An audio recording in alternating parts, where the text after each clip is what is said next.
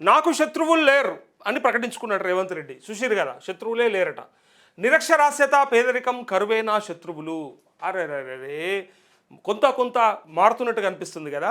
No, never ever అది జరగని విషయం. ఎట్టి పరిస్థితులలో మార్పు అనేది మనం ఊహించకూడదు, ఎక్స్పెక్ట్ చేయకూడదు. ఎందుకంటా ఉన్నా అంటే ఇక ఆయన ఆలోచన ఏంది, ఆయన బుద్ధి ఏంది, ఆయన తెలివి ఏంది, అన్ని చూస్తున్నోళ్ళమే కదా, అన్ని చూస్తున్నోళ్ళమే కదా. ఒకసారి ఒక మాట అంటాడు, ఇంకోసారి ఇంకో మాట అంటాడు. ఇక మాటలు మార్చడం అనేది ఆయనకు చాలా ఈజీ. కాబట్టి ఏమనంటే ఆ తెలంగాణ ఇయ్యనప్పుడు సోనియా గాంధీ దయ్యమే, తెలంగాణ ఇచ్చినాక దేవత అయిపోయింది. ఆయన దేవత దయ్యము అని మనం, అరే అప్పుడేమో దయ్యం అంటివి, మరి ఇప్పుడేమో దేవతాన పడితే ఎట్లా అంటున్నావా సారు అంటే అట్లా చెప్పుకున్నాడు డైరెక్ట్గా. ఇవ్వకపోతే అట్లా, ఇస్తే ఇట్లా. ఇప్పుడు కూడా అంతే, ఇప్పుడు కూడా అంతే. బుద్ధి ఉంటే ఇట్లా, బుద్ధి లేకపోతే అట్లా. ఒకనాడు అట్లా, ఒకనాడు ఇట్లా, ఆయన ఇష్టం అన్నట్టు. శత్రువులు లేరు అని అనుకుంటేనే రోజు ఏం మాట్లాడుతుంటే మనం అందరం చూస్తాం. ఏ స్పీచ్లో అయినా, ఎక్కడ పోయినా, ఏ సభలో అయినా ఆయన ఏం మాట్లాడుతున్నాడు అనేది ఒకసారి చూడండి.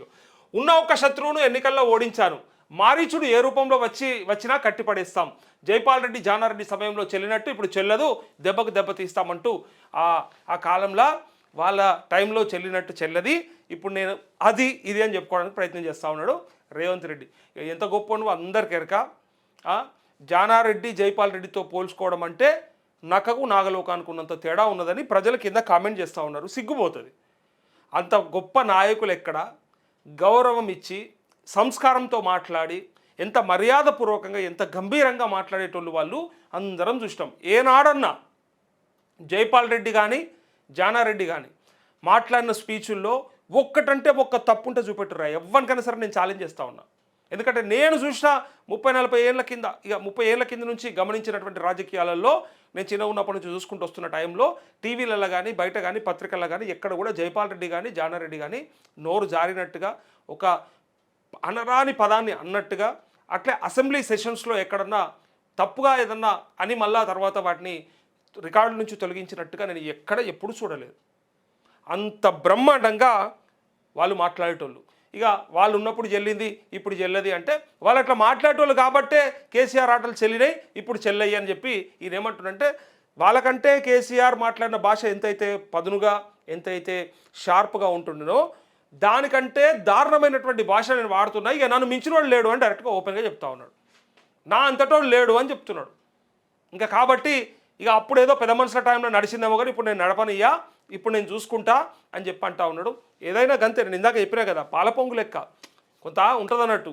వాపును చూసి బల్బు అనుకోవడం అంటారు చూడు, అట్లా ఒక్కసారి ఆ సీటు నుంచి పక్కకు దిగిన చూడు, పులి మీద స్వారీ లెక్క ఉంటుంది. చుట్టుపక్కలే మింగేస్తారు, చుట్టుపక్కలే గమ్మేస్తారు. అది తెలియక ఈయన ఏమనుకుంటున్నాడంటే వాళ్ళంతా నాకు ఉన్నారు అనుకుంటున్నాడు. ఒక్కసారి రేవంత్ రెడ్డిని అధిష్టానం కాదనుకున్నా, ప్రజలు పక్కకు పెట్టినా ఈ చుట్టుపక్కల కనీసం కిలోమీటర్ దూరంలో కూడా కనపడరు. ఒక్కలంటే ఒక్కరు కనపడరు. వీళ్ళు ఏమనుకుంటారు అంటే నాకు మస్తు బలం ఉంది, 65 మంది ఎమ్మెల్యేలు గెలిచిండ్రు, 10 మంది నేను పక్కపట్లకి వెళ్ళి ఎత్తుకొచ్చుకున్నా, 75 మందితో ఇలా నేను ఎంఐఎం పొత్తు కూడా 8 మంది ఎమ్మెల్యేలు ఉన్నారు, అట్లా కూడా నడిపిస్తూ ఉన్నా, నాకు ఇలా బాగా బలం ఉన్నదని ఫీల్ అవుతూ ఉన్నాడు. కానీ ఒక్కసారి ఆ చుట్టుపక్కల ఉన్న ఆ బలం అని ఏదైతే నమ్ముతున్నారో దాన్ని వీక్ చేసినా తగ్గించినా రేపొద్దున ఎవ్వరు కూడా కనిపించకుండా పోతారు. అప్పుడు కొంత కళ్ళకు ఉన్నటువంటి పొర తొలగిపోతుంది. అప్పుడు కాళ్ళు భూమి ఆంతాయి, నేలకు ఆంతాయి అని ఇలా కామెంట్ చేస్తూ ఉన్నారు. అయితే ఇక్కడ చూడండి, వాళ్ళ టైంలో జల్లింది కానీ ఇప్పుడు జల్లదు అంటుండు, దెబ్బకు దెబ్బ తీస్తారట. 10 ఏళ్లలో ఒక్క ప్రాజెక్ట్ అయినా పూర్తి చేశారా, శాసనసభలో చర్చ పెడితే పారిపోయారంటూ ఒక్క ప్రాజెక్ట్ అయినా పూర్తి చేసిరా అంటే నిన్న చనాక కొరాట చూస్తే, సదరమట్టు చూస్తే, 2 ప్రాజెక్టులు నువ్వే రిబ్బన్ కట్ చేస్తే 90% వాళ్ళే కంప్లీట్ చేసిరి. ఆ ట్రయల్ రన్ ఎప్పుడైందో కూడా ప్రూఫే చూపిస్తే, ఇంకేం కావాలి, ఇంకేం సాక్ష్యం కావాలి, ఎవరి హయాంలో ఒప్పందాలు అయినాయి అని కూడా చూపిస్తే ఇంకేముంటుంది, ఇంకా చెప్పండి కదా.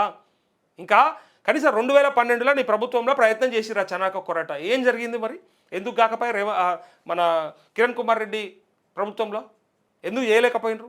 ఆ తర్వాత 2016కు వచ్చే వరకు అంటే ఎందుకు అయింది అది? ఆ ఒప్పందాలు ఎందుకు అయినాయి మహారాష్ట్రతో? మరి ఇది అర్థం చేసుకోవాలి. ఈ సబ్జెక్టు తెలవనోడే ఆగమాగం అయిపోతారు. 10 ఏళ్లలో ఒక్క ప్రాజెక్టు కూడా పూర్తి చేయలేదట. శాసనసభలో చర్చ పెడితే పారిపోయారు. పంచడానికి భూములు లేవు, విద్యను మాత్రమే పంచగలుగుతాం, పాలమూరు సభలో సీఎం ఖాతం అయిపోయింది. ఏది చేయలేము, భూములు లేవు, పైసలు లేవు, మీకు ఇవ్వడానికి నా దగ్గర ఏమీ లేవు, ఉంటే విద్యను పంచుతాం. ఆ విద్యనన్న శాఖ ఉందా? మీ విద్యాశాఖకు సంబంధించిన ఒక ఆయన చైర్మన్గా పెట్టుకున్నాం, ఆయనే చెప్పిండు ఆ కమిషన్కి. అసలు నిధులే కేటాయిస్తలేరు, చాక్ పీస్లకు కూడా హెడ్ మాస్టర్లు కష్టపడతా ఉన్నారు, వాళ్ళ జేబులకి వెళ్ళి డబ్బులు పెడతా ఉన్నారని చెప్పి డైరెక్ట్గా వాళ్ళే అంటున్నటువంటి మాటలు మనం చూస్తూ ఉన్నాం. సో 1463 కోట్లతో IIIT క్యాంపస్ సహా వివిధ అభివృద్ధి పనులకు సీఎం శంకుస్థాపన. అయితే నిన్న ఇగో నడుం విరిగి ఫామ్ హౌస్లో పడుకున్న వ్యక్తిని శత్రువు అని నేను ఎందుకు అనుకుంటాను, ఆయన లేచి సరిగ్గా నిలబడ్డప్పుడు కూడా కదా నేను మాట్లాడేది, అందుకే నాకెవరు శత్రువులు లేరని ఆయన అంటా ఉన్నాడు. చూడుర్రి, శత్రువులు లేరన్నోడు ఒకనాడు ఏం మాట్లాడాడు మనందరికీ యాదుకుండాలి. ఒకనాడు ఏమన్నాడు తెలుసా, లక్ష్యం, నీ లక్ష్యం ఏందయ్యా అంటే ఈయనేం చెప్పిండు, కేసీఆర్ ఏం చెప్పిండు అనేది కంపారిజన్లో ఇలా సోషల్ మీడియాలో ఫుల్ వైరల్ అవుతుంది. ఆ వీడియో మస్తు ఉంటుంది, అది మస్తు మిలియన్లలో పోయింది అది. ఎందుకంటే కేసీఆర్ ఏమో నా ప్రాణం తెలంగాణ, నా ఆశ తెలంగాణ, నా ప్రయత్నం తెలంగాణ, అట్లే నేను చేయాలనుకున్న అభివృద్ధి తెలంగాణ, నాకు తెలంగాణను మించినటువంటి వేరే ఆలోచనే లేదు అని ఆయన చెప్పిన విధానాన్ని ఇటు పక్క రేవంత్ రెడ్డి సేమ్ ఎగ్జాక్ట్గా నీ లక్ష్యం ఏంది, నీ గోల్ ఏంటంటే ఫామ్ హౌస్లో ఉన్నటువంటి కేసీఆర్ని ఓడించడమే నా లక్ష్యం, ఆ పార్టీని ఆ ప్రభుత్వాన్ని గద్దె దించడమే నా లక్ష్యం, నేను ముఖ్యమంత్రి అవడమే నా లక్ష్యం అని చెప్పి ఓపెన్గా ఒప్పుకున్నాడు. ఆ రోజన్నా అర్థం కావాలి మనకి, మన ప్రాంతం మీదనో మన ప్రజల మీదనో లేకపోతే మనకు ఉన్నటువంటి సమస్యల మీదనో మన ఇబ్బందుల మీదనో మనకు గురైనటువంటి వివక్ష మీదనో పోరాటం చేద్దాం, లేదా దాని ద్వారా దాన్ని తొలగించడం లేదా దాన్ని అభివృద్ధి చేయడం పైన అటువంటి లక్ష్యం ఉండాలి. కానీ ఒక ముఖ్యమంత్రి అంటోనికి కాదు ఆ లక్ష్యం. నేను ముఖ్యమంత్రి అయితే అనేది లక్ష్యం పెట్టుకుంటే అది ఇన్నర్గా ఉంటే ఉండొచ్చు, కానీ బయటకు వచ్చేటప్పటికల్లా చేసేదన్నా చెప్పాలి కదా. బయటకు వచ్చేది కనీసము తెలంగాణ ప్రాంతం కోసం నేను పాటు పడతా అని చెప్పడం అన్నా వినడానికి వినసొంపుకుంటుంది. లోపల ఎవరికైనా గదే ఉంటుండొచ్చు, అది వేరే విషయం. కేసీఆర్ కూడా గదే ఉంటుండేమో, బయటకు చెప్పిండేమో. కానీ నేనేమంటా అంటే అది విన్ననాడు అరే ఇట్లా కూడా ఉంటాయా లక్ష్యాలు, ఇట్లా కూడా గోల్స్ ఉంటాయా అంటే నీ పర్సనల్ ఎజెండానే, ప్రజల ఎజెండా కాదన్నట్టు. నేను అది అడిగేది. ప్రజల ఎజెండాని పర్సనల్ ఎజెండాగా తీసుకుంటే దాన్ని ప్రజలు మెచ్చుకుంటారు. కానీ నీ పర్సనల్ ఎజెండాని ప్రజల మీద రుద్ది ఇగో చూడుర్రి కేసీఆర్ మోసం చేస్తుండు, ఇగో చూడుర్రి కేసీఆర్ 1,00,000 కోట్లు తిన్నాడు, ఇగో చూడుర్రి ఇక్కడ అన్యాయం చేసాడు, ఇగో చూడుర్రి మిషన్ కాకతీయుల కమిషన్లు తిన్నారని ఇట్లా లేనిపోని అన్ని చెప్పి ఉన్నాయని చెప్పి చివరికి నీ లక్ష్యాన్ని నెరవేర్చుకోవడానికి అవతలని ఖరాబ్ చేసినాం అనేది ఇక్కడ అందరూ మాట్లాడుకుంటారు. అయితే నేను ఏమన్నాడు ఒకసారి చూడండి. ఇగో ఆయన నడమేరికి ఫామ్ హౌజులు ఉంటే ఆయన శత్రువు అని, ఆయన నడమేరికి ఫామ్ హౌజులు ఉంటే ఆయన, అది కాలేజ్ పిల్లల మీటింగ్ అయి ఉండొచ్చు, స్కూల్ పిల్లల మీటింగ్ అయి ఉండొచ్చు, ప్రజలది అయి ఉండొచ్చు, ఉద్యోగస్తులది అయి ఉండొచ్చు, ఆఖరికి సినిమా ఇండస్ట్రీది కూడా అయి ఉండొచ్చు, సినిమా కార్మికులది కూడా అయి ఉండొచ్చు. కానీ ఎక్కడ పోయినా సరే ఈయన నోటికి కేసీఆర్ పేరు రాకుండా, కేసీఆర్ పేరు తీయకుండా, ఆయన ఇరిగిన నడుము గురించి మాట్లాడకుండా మనకి ఇరిగేదా, మనకు నడుము లేదా, భవిష్యత్తులో మనకేం జరగదా? నేను కోరుకోవట్లే. అట్లా నేనేమంటా ఉన్నా అంటే వ్యక్తిత్వ హననాలు బంద్ చేయాలంట. రాజకీయాల్లో గది పనిచేయదు. ఇరిగింది ఎన్నిసార్లు నాకు అర్థం కాలేదు. ఇప్పుడు నీకు ఇరిగితే రేపు పొద్దుగల ఇరగకుండా ఉంటుందా? నీదేమన్నా స్టీల్దా, నీదేమన్నా మెటల్దా? కాదు కదా. ఎవరికైనా ఏదైనా వయసు ఆయనంత వయసు వచ్చినాక నువ్వు గట్లుంటే ఇంకా నేను ఇంకా ఎట్లా చూస్తామో చూస్తాం. కానీ ఆయనంత వయసు వచ్చినాక నువ్వు అంత గట్టిగా ఉన్నా సరిపోతుంది. ఇలా అన్నీ బాగుండి వయసులో ఉండి మాట్లాడితే మంద మాట్లాడచ్చు. కానీ నీ లెక్క ఉన్నప్పుడు ఆయన చేసిన పనులు చెప్తే ఆ కంపేర్ చేస్తే నువ్వు ఏడునో ఊహించుకో. ఇక నీ వయసులో ఆయన కేంద్ర మంత్రిగా పనిచేసి తెలంగాణ కోసానికి రాజీనామాలు చేసి కొట్లాడే టైంలో నువ్వు ఎక్కడున్నావు, నువ్వేం చేసినావు అనేది కూడా కంపారిజన్ చేసుకుంటే అర్థమైపోతుంది. ఇక దీంతో పాటు ఇక్కడ ఈయన ఏమంటారంటే ఇగో నడిమిరుడు గురించి మాట్లాడుతుండు. ఇగో ఆయన శత్రువు అని నేనెందుకు అనుకుంటా, ఆయన లేచి చక్కగా నిలబడ్డప్పుడు కదా నేను మాట్లాడేది. అందుకే నాకెవరు శత్రువులు లేరు అన్నాడా. శత్రువులు లేరన్నాడు. ఒక్కసారి ఇది చూడండి. ఆయన శత్రువు కానప్పుడు నీకంత టెన్షన్ ఎందుకైనా నాకు అర్థం కాలే. ఆయన శత్రువు కానప్పుడు ఎందుకోసానికి మరి మళ్ళీ ఆయన మాట తీయాలి, మళ్ళీ ఆయన పేరు తీయాలని ఇలా ప్రజలు అడుగుతూ ఉన్నారు. పైగా ఒకనాడు అన్నాడు, నా గోల్, నా లక్ష్యం కేసీఆర్ను ఓడగొట్టలేదు. వాళ్ళు శత్రువులు వీళ్ళు శత్రువులు అని మాట్లాడుతుంటారు. నాకెవరు శత్రువులు లేరు. శత్రువు అనుకున్నోని 2023లో బండకేసి కొట్టినా, 2024లో పార్లమెంటులో గుండు సున్నా ఇప్పించిన మల్కాజ్గిరిలో విన్నారా, బండకేసి కొట్టినా అని చెప్పంటా ఉన్నాడు శత్రువుని. సో అయిపోయింది కదా, బండకేసి కొట్టినావు కదా, అయిపోయింది కదా. సచిన పామును ఇంకెందుకు మరి యాద్ చేస్తూ ఉన్నావు, మళ్ళీ ఎందుకు చంపుతా ఉన్నావు? నేను ఇలా కేసీఆర్కి మద్దతుగా చెప్పట్లే, సపోర్ట్గా చెప్పట్లే. అయిపోయింది కదా, శత్రువు కాదంటున్నావు కదా. కానప్పుడు నీకేం ఇబ్బంది అయింది మరి, ఏం భయం అవుతుంది మరి? మళ్ళీ ఎందుకు తీయాలి పేరు? అరే చిన్న పోరగాళ్ళ మీటింగ్లో కూడా కేసీఆర్ పేరు తీయాలన్నా. నేనేమంటున్నా, ఫస్ట్ బ్రాండ్ అంబాసిడర్ నువ్వే అయిపోయినావు. అసలు కేసీఆర్ని మర్చిపోయింది తెలంగాణ సమాజం. ఎప్పుడు తెలుసా, 23లో ఓడిపోయి పార్లమెంట్లో 0 రాగానే ఇక అయిపోయింది ఆయన పని, ఆయన ఫామ్ హౌస్కి పరిమితం అయిపోయారు, ఇక వీళ్ళతో కాదు, ఇక అయితే బీజేపీ లేదా కాంగ్రెస్, ఇక బీఆర్ఎస్ పని కథం సున్నా, పార్టీ సీట్లు సున్నా రావడంతో ఇక ఆ పార్టీ పనే సున్నా అయిపోయిందన్న కాడికెళ్ళి రోజొక్కసారి మీటింగ్కి ఒక్కసారి ప్రతి సభల ఆయన గురించి తీసి ఏం చేసాడు తెలుసా? కేసీఆర్కి బ్రాండ్ అంబాసిడర్ లెక్క రేవంత్ రెడ్డి మారిపోయాడు. ఇలా కేసీఆర్ గెలుస్తాడు మళ్ళా అంటే రేవంత్ రెడ్డి కారణం దానికి, మళ్ళీ ఇంకొవ్వరు కాదు. అప్పుడు నేను కదా చెప్పిన చూడు, కేసీఆర్ అనవసరంగా రేవంత్ రెడ్డిని లేపి తెచ్చాడబెట్టాడు. ఇలా కొడంగల్నే వదిలేస్తే అయిపోయేది. కొడంగల్లో గెలిస్తే ఏమవుతుండే, కర్ణాటక బార్డర్లు ఉంటుండే, వస్తుండే పోతుండే, అసెంబ్లీకి సపోర్ట్ కూకుంటుండే, పార్టీలో కూడా గానే వర్కింగ్ ప్రెసిడెంట్ కాడు ఉంటుండే. నువ్వేం చేసినావు?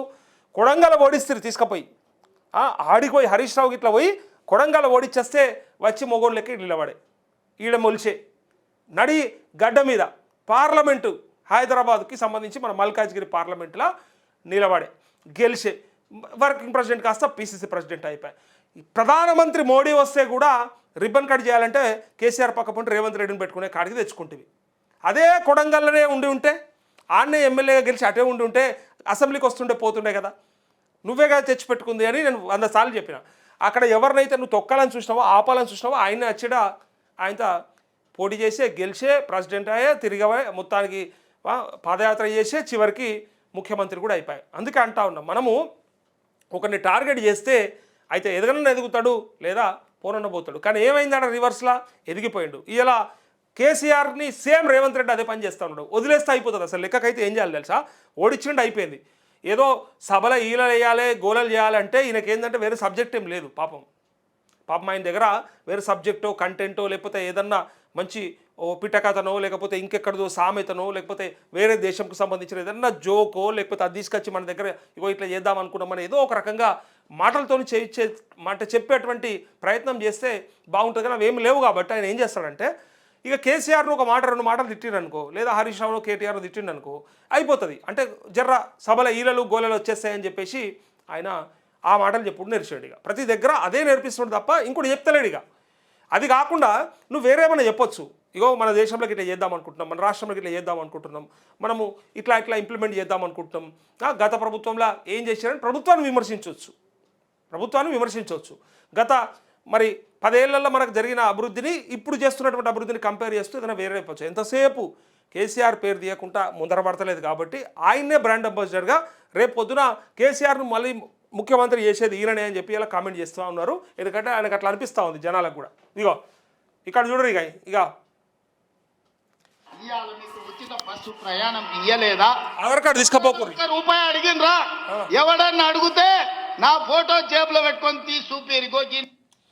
రేవంత్ రెడ్డి ఫోటో తీసి చూపెట్టమని అడుగుతా ఉన్నాడు. ఎవరన్నా ₹1 అడిగితే మహిళలకి, నేను ఆధార్ కార్డులు మర్చిపోతే చాలామందికి చెప్తుంటా, అరే ఎందుకు మర్చిపోతారు, మళ్ళీ టికెట్ తీసుకోవాల్సి వస్తుంది, ఆధార్ కార్డు పెట్టుకోరు కదా అని కొంతమంది మహిళలకు చెప్తుంటా. ఆడ కలిస్తే ఎవరన్నా మర్చిపోయినామన్నా అంటే దానికి బదులుగా ఈసారి నుంచి అంటే రేవంత్ రెడ్డి ఫోటోనట పెట్టుకోరు, లేదా ఫోన్లలో ఆయన ఫోటో అట చూపెట్టురు. చూపిస్తే ఆధార్ కార్డు అవసరం లేదట. చూడండి ఒక్కసారి ఆయన ఏం చెప్తున్నాడు వినండి. అన్నిట్లో ఇంతేనా, ఇదేనా, మరి అంతేనా? రైతు బంధు కూడా అంతేనా? ఇంకెక్కడన్నా పోయి ఏదైనా చెప్పమంటే నీ ఫోటో చూపిస్తే అయిపోతుందా? ఇంకేమైనా పనులు ఉంటే కూడా అట్లా చేయించుకోవచ్చా? లేకపోతే ఇంకేమన్నా అప్లికేషన్లు పెట్టుకోకుండా ఈ ఫోటో చూపిస్తే సరిపోతుందా? అది కూడా మీరు చెప్పాలి. ఇప్పుడు ఇగో ఒకసారి చూడండి. ఇవాళ మీకు ఉచిత బస్సు ప్రయాణం ఇయ్యలేదా? ఎవరన్నా ₹1 అడిగినరా? ఎవడన్నా అడిగితే నా ఫోటో జేబులో పెట్టుకొని తీసి చూపిరిగో, ఈయన దగ్గర పోయి తెచ్చుకోపోయి కిరాయి పైసలు. సత్యసాయిబాబా లేకపోతే షిర్డి సాయిబాబా అనుకుంటున్నాడేమో. నా ఫోటో ఆడ పెట్టుకోండి, ఫోటో చూపిరంటే ఇప్పుడైనా ఎప్పటికా ఈ 3 ఏళ్ళ ఆ తర్వాత కూడా ఒకవేళ ఈ ఫోటో పెట్టుకొని మేము పోతాం, పుసుక్కునే ఎవడన్నా అవతలోడు ఫోటోతోనేం పని వ్యాని ఆధార్ కార్డు చూపెట్టు, ఎవరిస్తారు, ఎవడిస్తాడు పైసలు, ఆయన ఇస్తాడా ఏమన్నా అని అంటే ఏం చెప్పమంటావు చెప్పు. ఒకటి. ఇంకోటి, కార్పొరేషన్కి పైసలు ఇచ్చినావా? ఇప్పుడు ఆర్టీసీ అప్పులలో ఉన్నాము, నష్టపోతూ ఉన్నాము, ప్రభుత్వం ఇవ్వాల్సినటువంటి నెల రావాల్సినటువంటి ఆ 300 కోట్లు వస్తలేవు, పెండింగ్ ఉన్నాయి అని చెప్పి వాళ్ళు ఏడుస్తుంటారు. నువ్వేమో ఇలా లే మీరు ఫోటో చూపెట్టరు సరిపోతుంది, ఫోటో చూపెట్టరు. అదే ఫోటో చూపిస్తే రైతు బంధు కూడా వస్తుందని చెప్పొచ్చు కదా. అదే ఫోటో తీసుకపోయి బ్యాంక్ పోతే రుణమాఫీ కూడా అయిపోతుందని చెప్పొచ్చు కదా. అవి చెప్పాలి కదా. ఖాళీ ఫ్రీ బస్సుది అలా అడిగితే ఇప్పటి నుంచి నేను చెప్తా ఉన్నా మహిళలందరికీ, నిజంగా అది పెట్టుకొని పోండి. ఫోటో చూపెట్టరు సరిపోతుంది. ఆధార్ కార్డు మర్చిపోతే టెన్షన్ పడకూరి, ఆయన చెప్పిండు కదా. కాదంటే మళ్ళీ పోయి అడుగుదాం మనం. ఎవరన్నా ఆడబిడ్డల్ని బస్సు కిరాయి పైసలు అడుగుతారు, ఉద్యోగం అన్నీ ఊడగొట్టి ఒక ఉద్యోగమే ఊడగొడతారంట, ఇంకా మామూలుగా కూడా కాదు. అయితే దీని కింద ప్రజలు ఏమంటారు ఒకసారి మీరు చూడురి. ఇగో కామెంట్స్ కూడా చూస్తే అప్పుడు అర్థమవుతుంది మీకు. ప్రజలు వాళ్ళు ఏమంటారో చూడండి. ఇగో వాళ్ళ కామెంట్ ఇగో నువ్వు ఆఫ్టర్ ఆల్ సీఎంఏ, ఎక్కువ చేయకు, నీకంటే పెద్ద క్వాలిఫికేషన్ ఉంటుంది కండక్టర్కి అంటూ చూసిరా జనాలకు తిక్కగా ఇట్లా ఉంటుంది. మళ్ళీ మనం ఇగో చూస్తే చదివితే తిక్కలేస్తారు.